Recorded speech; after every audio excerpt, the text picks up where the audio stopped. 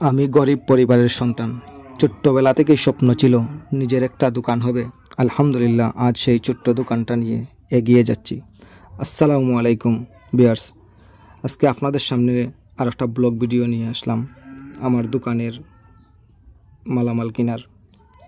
আজকে দোকানের মাল কিনতে বাজারে আসছি। এক একটা মাল কিনতে টাকার চিন্তা থাকে, কিন্তু আল্লাহর রহমতে ধীরে ধীরে এগোচ্ছি।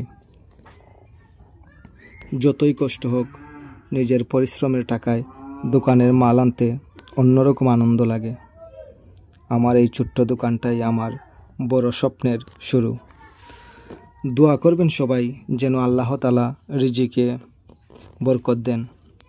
গরিব পরিবার থেকে উঠে আসলে, ইচ্ছা আর পরিশ্রম থাকলে আল্লাহর রাস্তা খুলে দেন। আলহামদুলিল্লাহ আজকের মাল